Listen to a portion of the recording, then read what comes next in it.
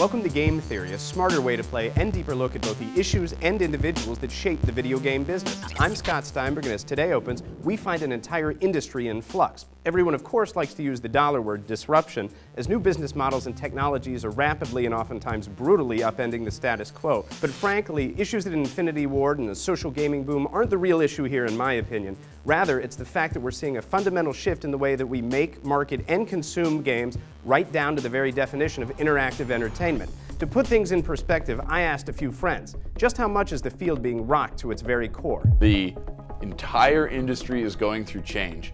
When it was starting to change, we were like, we think we're going through a change, but now it's changing and we can feel it. We're like literally on the bow of the ship and the waves are crashing and the wind is in our face and we're like, holy sh**. I've never seen a period like this. There's so much disruption going on. The industry is really being turned inside out. Not only are there a lot of new customers showing up and becoming gamers for the first time, but we're seeing really big behavior changes by traditional gamers. They used to just camp on one platform like the PlayStation, and now they're using a diversity of media, and they're engaging with friends, so they're doing a lot of things that are quite a bit more casual. A lot of the established players are very worried.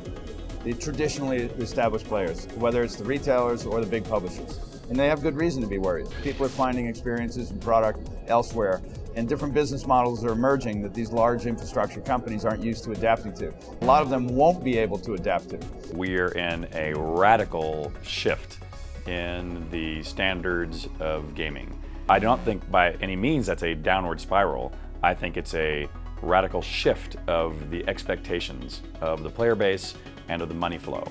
People who recognize that and choose to adopt it will flourish. People who ignore it or misunderstand it are doomed. It's like a complete genesis. And yes, it will be small and incremental every day, every week, every month, but over the next 1, 2, 3 years, it will be enormous. Everyone is vulnerable in this change. Bottom line, it's time for a wake-up call, because gaming isn't a single cohesive field anymore. Rather, it's a loose collective of different markets and subcultures rapidly waking up to the fact that as retail goes the way of the dodo, there's no longer room for one size fits all. Call it the perfect storm. Thanks to the economy, the rise of free-to-play and online games, and players' increasingly mobile, hectic lifestyles, suddenly today's industry leaders are under fire on all fronts. Which makes me wonder, why are even the field's brightest minds struggling so hard to react? Everything is shifting all at once. And that's kind of what makes this so disorienting. You know, the demographics are shifting, the platforms are shifting, the business models are shifting, the cultures are shifting. We're probably on the steep part of that S-curve right now. I think about 5 years from now, things will start settling down a little bit, and it'll start feeling like it's a bit more predictable like it was. But I think this is probably the most exciting point in that curve. So we might actually be going through 2 or 3 or 4 inflection points at the same time, which is pretty phenomenal because, you know, most people's brains kind of work on one problem at a time. You know what I mean? And go, okay, digital to retail to digital, got it. And now I know how to deal with it. But we're going through like, I mean, if I sat here and brainstormed, I bet you could get to 5 or 6. Anyone who thinks that they're deeply entrenched in an existing business model and that business model is going to sustain, I think is fooling themselves. When we look at the top publishers and we look at their performance over the last couple years across their portfolio, I think the writing's on the wall. It's not seismic, it's the whole continent is breaking off and going to the other side of the planet. That's not seismic, that's like God playing with the continents. Think they've got it rough? Then you haven't seen corporate giants' latest sales reports. But the time for sympathy is over. Months ago, we warned the industry that the market couldn't sustain so many high-priced games and epic outings for stationary devices. Genius? Hardly. Try common sense. Jacking up production costs while limiting potential sales? That just doesn't compute. So what's the malfunction? Where do we as a business currently sit, and at what point do we finally get back to good from here? The sort of rise of social networking games, Facebook games, that kind of stuff. Last year we saw it coming, but we never realized how much it was going to transform and explode in the past year. Obviously other things like iPhone have had a huge impact. We had this down 10% year kind of out of nowhere. 2010 started out very weak and rebounded kind of in the middle part of the year. I think that the basis for the downturn in 2009 was really more attributable to the music category dying and the Wii installed base really not buying as much software as historical console owners have purchased. The problem for the industry is it's hard to have a high fixed cost structure if you're seeing sales drop. I probably have a different perspective on the industry crash compared to a lot of people. And I bet you if you went and talked to Sid Meier or Peter Molyneux, they'd give you a similar answer. You know, compared to like 1984, this is nothing. You know, this has happened before. Like the 1984 crash, there were no alternate business models. It just looked like the game industry was dying, and it was going to be dead, and that was going to be that. We have layoffs at Activision that happened a couple weeks ago. We have very large layoffs at Electronic Arts. Both of them were very large. That's not a sign of a healthy industry. Having said that, I think the industry will be healthy, is not headed for doom. And I think we're entertaining more people in more ways than we've ever done before. But from a profitability standpoint, the console AAA stuff is right now not quite working. Everybody was kind of caught figuratively with their pants down. The traditional publisher model of internally developed games has really had problems over the last several years, and the studios who are their own entity and the modular ones are the ones who've been able to hang in there, who've staffed up properly and have figured out how to outsource. I think everybody in the industry is still figuring out how to make AAA blockbuster hot games in this day and age. We stood around for so long saying, you know, the game industry is immune to the recession and you know, we're entertainment and we'll always be fine, and you know, we're not. Good point, as industry insiders seem to be falling into three camps lately.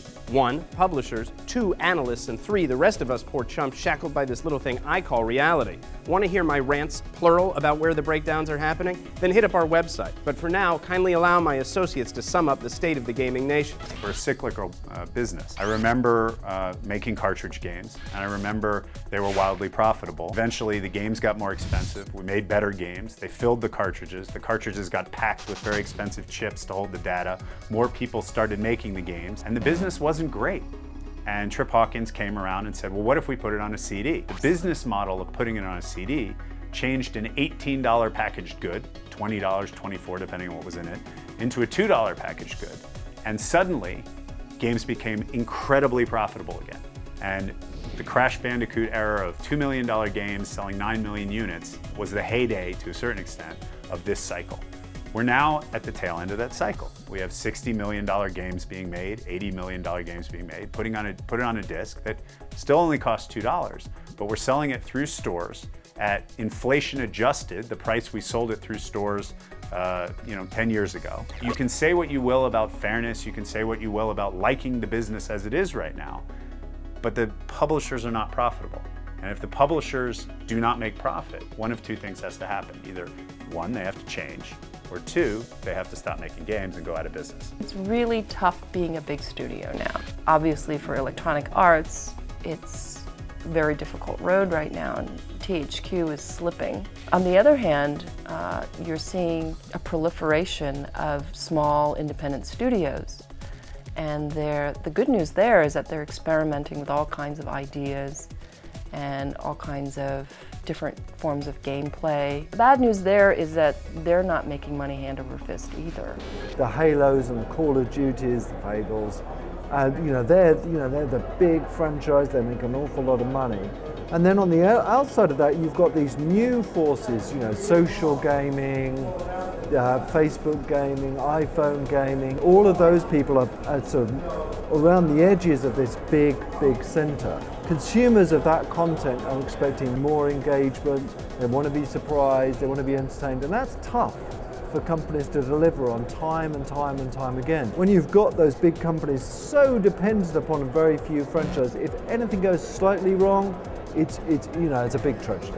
Call of Duty in 2003, you played it for 6 or 10 hours and you put it aside and you bought something else. When you play it in 2010, you play it for 6 or 7 hours, then you go online multiplayer and play it for 200 to 300 more hours.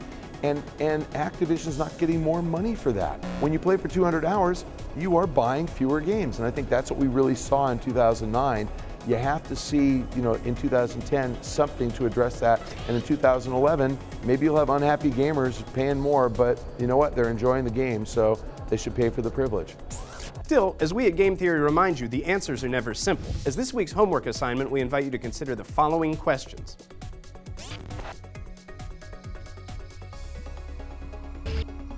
And be sure to hit us up at our website, GameTheoryOnline.com, to share your thoughts. Until next time, this is your professor, Scott Steinberg, signing off.